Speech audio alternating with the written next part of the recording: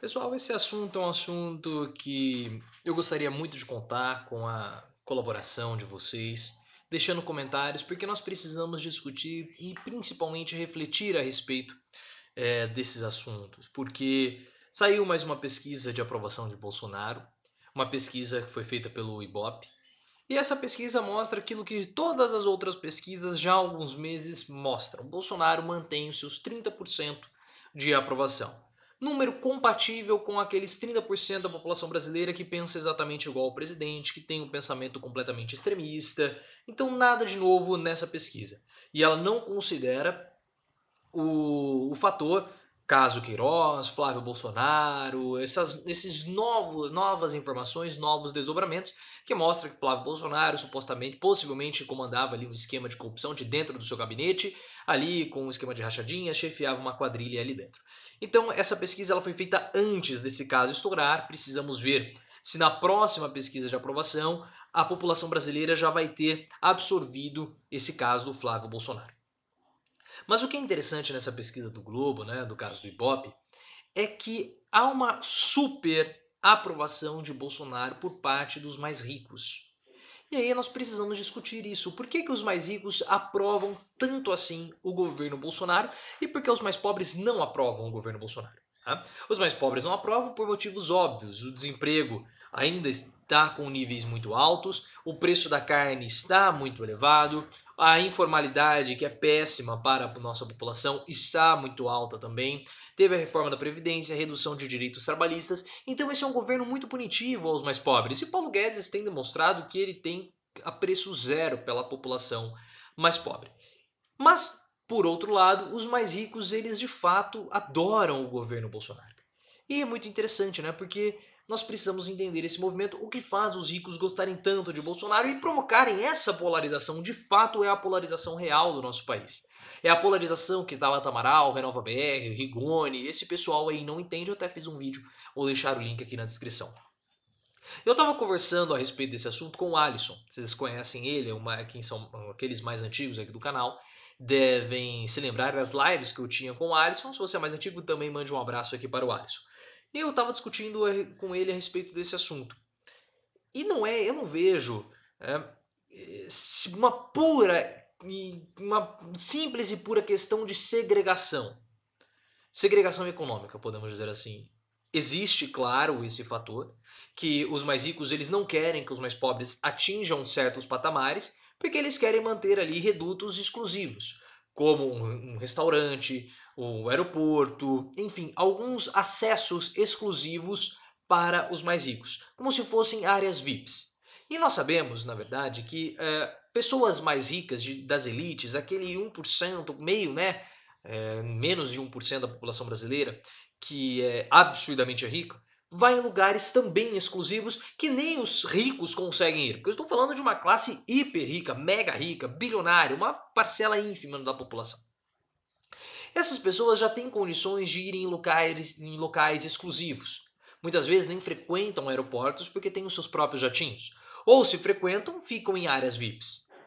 Então essas pessoas elas já têm uma segregação de todos os outros. Agora, abaixo desse nível, nós temos pessoas que frequentam bons restaurantes, restaurantes caros, que viajam de avião com certa frequência, e de fato eles não querem que os mais pobres, que a classe média ou que uma camada mais abaixo da classe média atinja esse patamar, ou chegue próximo a esse patamar. Eu lembro muito bem de uma pesquisa que foi feita, de uma palestra que foi feita pelo Data Popular. Data Popular é um instituto de pesquisa e de marketing que fala sobre a classe C. E numa entrevista, né, entrevistando algumas pessoas na rua, eles falavam, pegavam, falavam, conversavam com o pessoal da classe A e o pessoal da classe C a respeito de avião, de viagens de avião. E o pessoal da classe A falava que, de fato, o aeroporto estava parecendo uma rodoviária, porque os mais pobres estavam podendo viajar de aeroporto, estavam começando a ter acessos, estavam começando a ter uma melhor condição de vida, e isso de fato desagrada um pouco, porque eu quero me sentir rico. E quando o pobre começa a se aproximar, eu me sinto pobre, né? Em vez de ter a percepção de que eu tenho uma exclusividade, quando os mais pobres chegam, eu sinto que eu perdi essa exclusividade. Mas eu não vejo que é só essa questão de segregação. É claro que isso também ajuda, mas não vejo somente como isso. E aí nós precisamos entender o seguinte, eles apoiam o governo de Paulo Guedes. O próprio Bolsonaro disse que Paulo Guedes é o seu chefe, não é ele que é o patrão de Paulo Guedes, mas sim Paulo Guedes, que manda no governo. E é algo que nós já estamos falando aqui há muito tempo no canal. Existem dois governos, o governo oficial, que é o governo de Bolsonaro, que toca a questão de segurança pública, costumes, essas coisas, e o governo Paulo Guedes, que é o governo informal do presidente informal Paulo Guedes, que toca a economia. Contanto que Paulo Guedes não atrapalhe Bolsonaro, como no caso das CPMFs, né, não atrapalhe Bolsonaro ser reeleito, ele pode fazer o que ele quiser, ele pode continuar fazendo as reformas neoliberais à vontade.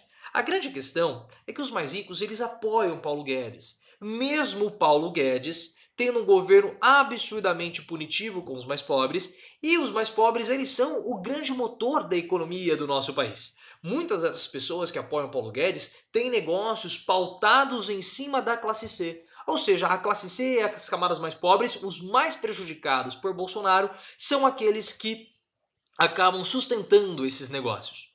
E se essas medidas econômicas de Bolsonaro, no caso de Paulo Guedes, prejudicam tanto assim os clientes dessas empresas, os clientes desses empresários, desses milionários, dessas pessoas mais ricas, por que eles apoiam Bolsonaro? E aí que está uma situação que nós precisamos agora começar a discutir e trazer um pouquinho do Marx. O Marx fala de alienação do trabalho. Mas eu não vejo a alienação do trabalho atingindo somente os trabalhadores, ela também atinge os empresários. Mas o que é a alienação do trabalho? Eu preciso explicar esse conceito para vocês, porque eu tive muita dificuldade também para entender esse conceito. A alienação do trabalho é quando a pessoa ela perde completamente o sentido daquele trabalho, o envolvimento com aquele trabalho. Na Idade Média, o camponês, por exemplo, ele fazia todo o trabalho. Absolutamente tudo. Era o camponês que, com os seus próprios materiais, com o seu próprio esforço, preparava a terra, plantava ali os seus produtos. Depois, ele que regava a terra, ele que tirava as ervas daninhas, ele que ia lá, mexia, preparava, e depois ele que colhia, ele que consumia ou ele trocava. Quando nós chegamos na modernidade, a figura do camponês foi substituída ali pelo agricultor, mas basicamente o trabalho era o mesmo. O agricultor que cuidava da terra, o agricultor que plantava, o agricultor que tirava as ervas daninhas, que removia os parasitas, que colhia e que depois vendia. Então todo o processo tinha um envolvimento total por parte daquele agricultor. Era ele que negociava com seus fornecedores, era ele que plantava e era ele que também vendia. Então ele conhecia do fornecedor até o cliente. Todo o processo era conhecido. Então ele estava envolvido, havia um envolvimento direto dele com a sua produção, inclusive com os clientes e também com os seus fornecedores. Quando nós começamos a avançar na modernidade, começamos a ter a Revolução Industrial e mais para frente toda a Revolução do Trabalho promovida pelo Taylor com a divisão da produção e métodos racionais de trabalho que depois veio Ford, implementou na linha de produção, aperfeiçoou na verdade a linha de produção, aquele trabalhador que fazia tudo, que estava responsável por todo o processo, fazia várias atividades. Quando tem Taylor e Ford, Frederick Taylor e o Henry Ford, ele começa a fazer uma única tarefa. Então aquele trabalhador que antes produzia tudo, agora ele só é responsável por apertar um mísero parafuso da porta do carro. Se aquele trabalhador ele tiver que apertar o parafuso da roda do carro, ele já não vai mais saber fazer. Então o que acontece? Você, trabalhador, produz o carro inteiro? Não, eu só faço uma única parcela, uma única porcentagem. Aí qual é o seu cliente? Eu não sei, eu não converso com o meu cliente. Ah, quem que é o seu fornecedor? Eu também não sei. O que eu preciso fazer é simplesmente apertar esse parafuso. Essa é a função desse trabalho. Então você começa a perder o envolvimento com aquele trabalho. E cada vez mais que você perde o envolvimento com o trabalho, aquele trabalho começa a perder o sentido para você.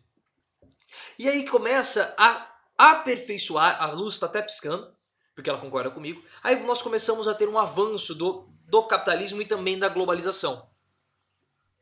E aí o que começa a acontecer? Se antes aquele trabalhador mal conhecia todo o processo, muitas vezes ele não conhecia nem o seu dono, nem o seu chefe, dono não, né, porque é muito pesado, nem o seu chefe, nem o dono da empresa. Agora, o que começa a acontecer com o capitalismo cada vez mais globalizado? Nós começamos a entrar na internacionalização, na divisão internacional do trabalho, lá que o Adam Smith falava, cada país vai produzir somente aquilo que ele é bom. Então o carro, por exemplo, ele não é mais produzido somente nos Estados Unidos. Naquela época, o Ford ele queria verticalizar tudo, ele queria até mesmo produzir a própria borracha para utilizar nos pneus. Hoje já não é mais assim. Então cada país tem uma empresa que produz partes daquele carro. Então perceba que há uma total pulverização da produção. E aí você de fato não sabe mais nada, você já não sabe mais de onde vem o fornecedor, você não sabe para onde que essa peça vai, você já não sabe mais quem é o seu cliente, você já não sabe nem mais quem é o seu patrão. Por exemplo, você acha que o entregador de bebidas da Coca-Cola, ele sabe quem que é o dono da Coca-Cola, o CEO da Coca-Cola? Você acha que ele já foi para Atlanta visitar a sede da Coca-Cola para saber de fato para quem ele trabalha? Ele não sabe. Só que essa alienação do trabalho também envolve o chefe, o dono da empresa. Como as empresas estão tão globalizadas, o cliente pode estar lá em Singapura e eu aqui no Brasil. Ou o cliente pode estar aqui no Brasil e o dono ser da Alemanha. Então eu já não sei mais quem é o meu cliente, eu já não sei mais quem é o meu fornecedor, de onde vêm meus produtos, eu já não sei mais quem é o funcionário, eu já não sei mais de nada. Então eu também, como chefe, como patrão, eu me alieno. E pelo fato de eu estar alienado, eu já não sei mais quem é o meu cliente. Eu tenho lá uma imagem, uma visão de quem é o meu cliente, mas eu não sei mais quem é ele de verdade. Quais são os seus anseios, o que ele precisa, o que ele não precisa, eu já não sei, eu já perco tudo isso. Eu vou deixar aqui a palestra do Data Popular para que você possa entender um pouco mais sobre isso. A percepção diferente entre as diferentes classes sociais. Então, como eu, patrão, já não sei mais o que o meu cliente quer, eu aprovo essas medidas do Bolsonaro. Porque mesmo com o meu cliente sendo alguém pobre da classe C ou de uma camada mais pobre, essas políticas punitivas, no meu ponto de vista, já não afetam mais o meu cliente. E tem um outro ponto, que é a financiarização. Para piorar, para eu já não, para agravar ainda a minha falta de envolvimento com o meu próprio negócio do qual eu sou dono, eu já não sei mais quem é o meu cliente e eu já nem mais invisto no meu negócio, porque o meu dinheiro ele já está pulverizado no mercado financeiro em várias empresas. Então eu já não sei mais qual é o meu negócio. Eu sou um empresário, eu sou um industrial, ou eu sou um aplicador, ou eu sou um rentista. Ou eu vivo de renda, como o Roberto da Mata fala no livro dele O que faz o Brasil Brasil, um dos sonhos do brasileiro é viver de renda. Um dos heróis do brasileiro é simplesmente aquela pessoa que vive de renda. Eu sou essa pessoa? Eu já não sei mais nada. E aí quando eu olho para o governo Bolsonaro, eu vejo o Paulo Guedes tentando enxugar a máquina pública, reduzindo assim os gastos do Estado. E isso me atrai por quê? Porque eu já não tenho mais envolvimento com o meu negócio, com a minha empresa, mas eu tenho envolvimento com os meus investimentos. Esse investimento é aquilo que o investidor, que o rico, que o grande empresário tem o contato direto. E não pense que eles vão investir em renda variável, em bolsa de valores, não. Eles investem em fundos de pensão e títulos à dívida. Então, quando o Paulo Guedes desonera o orçamento da União para sobrar dinheiro, para onde que vai esse dinheiro? Por que ele está fazendo isso? Para investimentos? Não. Ele está fazendo isso para pagamento dos juros da dívida. Ou seja, é uma garantia maior para esse empresário que tem os seus investimentos, tem as suas aplicações em pagamentos, em tributos de juros da dívida. Então a chance dele receber esse dinheiro aumenta com as políticas do Paulo Guedes. Então para ele, para o seu negócio secundário, que eram os investimentos, que agora se tornaram negócios primários, porque é onde ele tem maior investimento, é ali que ele acha, poxa, o governo Paulo Guedes está dando certo. O governo Bolsonaro, com as políticas econômicas, dão certo. Então esse é um bom governo. Porque ele já está alienado do negócio primário e ele só está concentrado nos seus investimentos, nas suas aplicações. E outro ponto de vista também interessante é o seguinte: os investimentos, o orçamento, ele é desafogado. E sobra mais dinheiro para quê? Para o governo investir. Investir na construção de um porto, na construção de uma ferrovia, em um programa habitacional, na expansão de uma estrada, na construção de uma rodovia. E quem que vai fazer isso, no fim das contas? As empresas dos ricos. As grandes construtoras, as grandes usinas, as grandes indústrias. São essas pessoas que vão construir, que vão acabar pegando esse investimento público para os seus próprios negócios. Então, eventualmente, mesmo que seja criado um emprego aqui ou ali, os grandes beneficiados desse tipo de política são justamente os mais ricos. E é por isso que os mais ricos apoiam o governo Bolsonaro. porque eles já não têm mais noção de quem são os clientes deles, mesmo que as políticas de Bolsonaro prejudiquem os mais pobres, prejudiquem a classe C, que são os verdadeiros clientes desses empresários, eles já não sabem mais quem são os clientes, porque eles já estão tão envolvidos com os seus investimentos secundários, com as suas aplicações em títulos de dívidas, em pensões, em fundos de pensões, que eles já desconhecem aquilo que eles fazem. A própria alienação do trabalho que o Marx falou lá atrás do trabalhador acaba afetando também o empresário. E é por isso, fazendo essa reflexão, que eu preciso agradecer ao Alisson, porque ele me ajudou bastante a chegar a não essa conclusão, mas chegar a esse palpite, podemos dizer assim, a esse indício. Preciso agradecer ao Alisson por termos chegado a esse indício, mas eu preciso da sua reflexão, do seu ponto de vista, porque assim a gente consegue começar a desvendar a cabeça dos eleitores de Bolsonaro, principalmente da cabeça daqueles que aprovam o governo Bolsonaro. E agora nós estamos falando da parcela mais rica da população. Então, se você chegou até aqui, por favor, se inscreva no canal, deixe o seu comentário, ele é importantíssimo para a nossa reflexão.